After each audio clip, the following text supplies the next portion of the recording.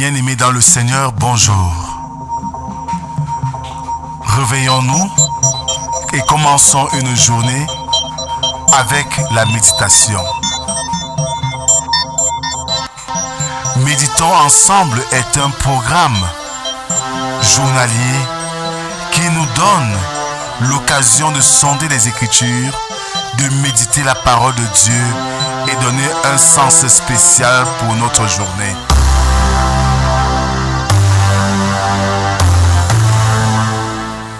Méditons ensemble est disponible sur les plateformes numériques.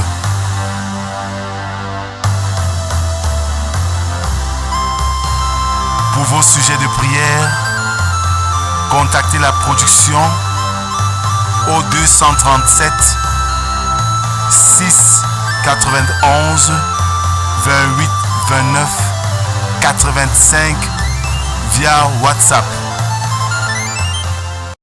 Bien-aimés dans le Seigneur, nous sommes aujourd'hui le vendredi 17 janvier 2025.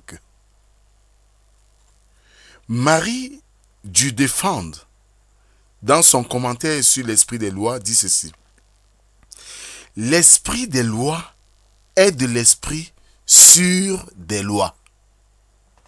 Je nous invite à adorer notre Dieu avec le cantique sur les ailes de la foi 67.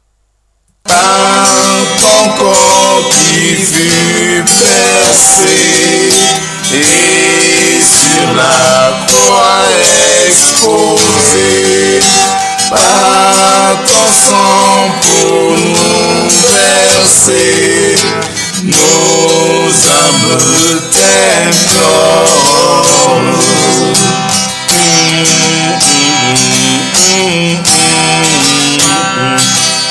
Adorons notre Dieu avec le psaume du jour, le numéro 81, qui stipule ceci.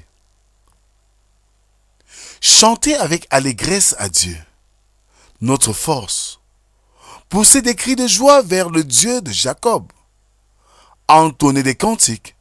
Faites résonner le tambourin, la harpe mélodieuse et le luth. Sonnez de la trompette à la nouvelle lune, à pleine lune au jour de notre fête. Car c'est une loi pour Israël, une ordonnance du Dieu de Jacob. Il en fit un statut pour Joseph quand il marcha contre le pays d'Égypte. J'entends une voix qui m'est inconnue. J'ai déchargé son épaule du fardeau et ses mains ont lâché la corbeille. Amen. Seigneur, nous voici rassemblés devant toi ce matin pour t'écouter, pour apprendre à te connaître. Viens Seigneur, instruis-nous. Viens Seigneur, éclaire-nous par ta parole qui est la vérité et la vie. Amen.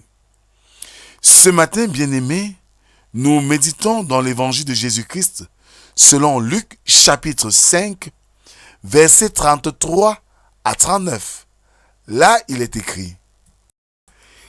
Ils lui dirent, les disciples de Jean, comme ceux des pharisiens, jeûnent fréquemment et font des prières, tandis que les tiens mangent et boivent.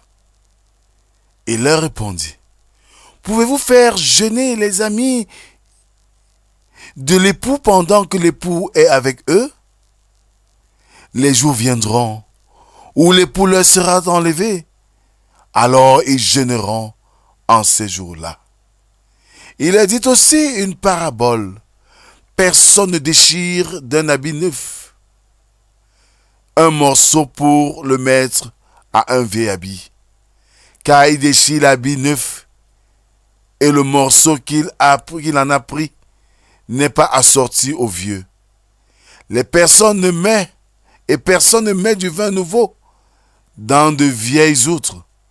Autrement, le vin nouveau fait rompre les outres, il se répand et les outres sont perdues.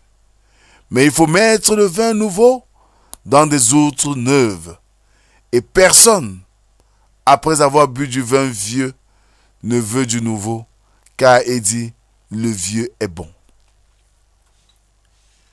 Frères et sœurs, Voilà une autre accusation dirigée contre Jésus au regard du jeûne. Jean-Baptiste et ses disciples vivaient de la manière la plus partiale qui soit, alors que le Christ et ses disciples faisaient la fête.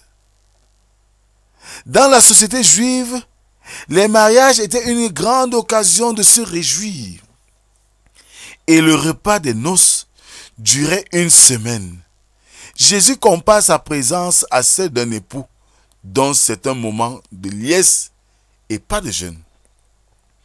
En d'autres termes, les pharisiens qui s'interrogent mettent le règne de Jésus en rapport avec le règne de Jean-Baptiste. Et vous avez souvenance du texte de dimanche qui présentait le baptême de Jean-Baptiste et le baptême de Jésus. Le baptême de Jean-Baptiste qui était une loi, un rituel, mais le baptême de Jésus qui est plutôt la corporation de Christ lui-même, le sceau de Jésus immaculé en nous par notre engagement officiel. Face à cette réalité, le jeûne est au centre de la réflexion. Pourquoi jeûner? Quand est-ce qu'il faut jeûner? Si l'époux est présent, si Jésus est avec nous, si nous vivons notre foi pleinement épanouie, le jeûne en lui-même n'aura pas sa place d'être. Mais le jeûne aura sa place d'être quand nous sentons un manquement, un besoin, quand nous sentons que nous sommes détachés, quand nous sentons que nous avons coupé le pont. L'époux n'est plus là, alors il faut crier à lui. En fait, Jésus nous amène à comprendre l'esprit de la loi et non à être des esclaves de la loi. Frères et sœurs, le jeûne, bien qu'ayant une portée spirituelle très forte et une portée médicale très intéressante, le jeûne pour le chrétien est un exercice très intéressant, mais qui doit se faire avec des principes bien établis. Certains même jeûnent pour jeûner, comme le cas du jeûne selon la loi dans l'Ancien Testament. On jeûne par formalité.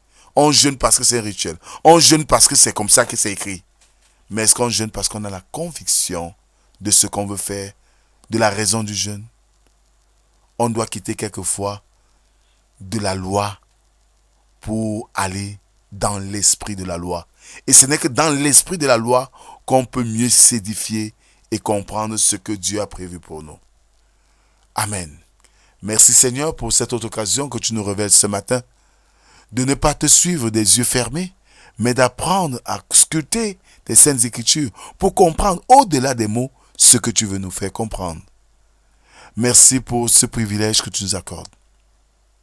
Nous te présentons cette journée, la dernière même de la semaine ouvrable. Nous te prions d'être avec nous, de nous guider, de nous diriger. Dans toutes nos activités, que tu sois là en seul et grand maître. Nous te prions pour ceux-là qui ne cessent de soutenir cette œuvre d'évangélisation. Méditons ensemble. Car Seigneur, sans eux, rien ne pourrait plus continuer avec tout ce que nous avons connu comme difficulté. Merci encore pour ceux-là qui restent sensibles à la propagation de ton évangile et qui s'y investissent. Bénis les Seigneurs. Et bénis aussi ceux qui aspirent, mais n'ont pas encore pris de bonnes résolutions, à œuvrer pour ton nom et pour ton œuvre. Seigneur, sois avec nous, guide-nous, bénis-nous. C'est au nom de Jésus-Christ, ton Fils, que nous t'avons ainsi prié, lui qui nous a appris à te dire: Notre Père qui es aux cieux, que ton nom soit sanctifié, que ton règne vienne, que ta volonté soit faite sur la terre comme au ciel. Donne-nous aujourd'hui notre pain de ce jour. Pardonne nos offenses, comme nous pardonnons aussi à ceux qui nous ont offensés. Ne nous soumets pas en tentation, mais délivre-nous du mal, car c'est à toi qu'appartiennent le règne, la puissance et la gloire, pour les siècles des siècles. Amen. Bien-aimés, Jésus, ce matin, fait fort. Il nous fait comprendre que nous ne devons pas prendre sa parole ou notre vie de chrétien comme un rituel qui nous rapproche de lui, mais comme une conviction qui élève notre esprit vers lui. Que la grâce, la paix et l'amour de Dieu soient et demeurent sur chacun d'entre nous, au nom du Père, du Fils et du Saint-Esprit, un seul Dieu éternellement béni. Amen. Par l'amour qui vit de toi, notre Maître et notre